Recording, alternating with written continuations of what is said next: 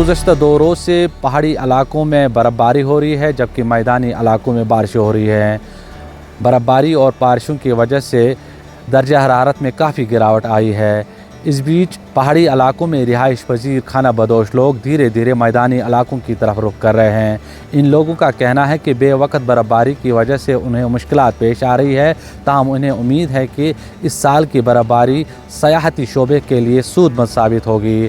Pahalgam attack के बाद यहाँ का टूरिज़म सेक्टर बुरी तरह से मुतासिर हुआ है, ताहम यहाँ के मुकामी लोगों को उम्मीद है कि बर्फ़बारी से एक मरतबा फिर टूरिज़म सेक्टर पटरी पर लौट आएगा। मैं यहाँ डक्सम से ऊपर 5-6 किलोमीटर पे हम रहते हैं, तो इस साल जो है पहले ही बर्फ़बारी होगी। 7 अक्टूबर को बर्फ़ गिर गई। हमें तो खुशी भी है क्योंकि हमारे चेहरे पे आप देख रहे हैं कैसी स्माइल है। वो इस वजह से है कि मतलब बाहर से जब यहाँ पे कश्मीर में बर्फ़ गिरती है, बाहर से सयाह यहाँ पे आते हैं, क्योंकि यहाँ के नौजवान जो है बेरोज़गार हैं, वो उनकी वजह से उनको रोज़गार मिलता है। और मेरी आपकी चैनल की माध्यम से एडमिनिस्ट्रेशन से ये गुजारिश रहेगी कि ख़ुसूसन वो यहाँ डक्सम सिंथन टॉप की तरफ तवज्जो दे, क्योंकि यहाँ पे टूरिस्ट को आना बिल्कुल आसान होता है। यहाँ पे चलना नहीं है, क्योंकि रोड के ऊपर आपको बर्फ़ मिलेगी।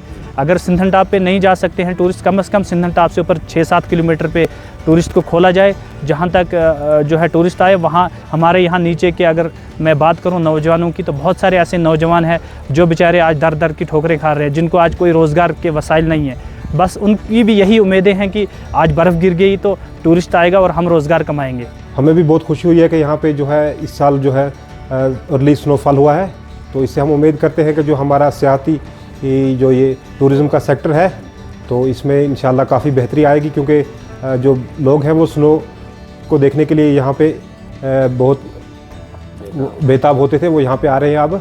तो हमें उम्मीद है कि आने वाले वक्त में जो है सियाह है वो यहाँ पे आ जाएंगे और यहाँ की खूबसूरत वादियों से लुत्फ़अंदोज़ हो जाएंगे। आपको पता है कि जो टूरिज़म सेक्टर है कश्मीर में वो काफ़ी मुतासिर हुआ है पहलगाम अटैक के बाद।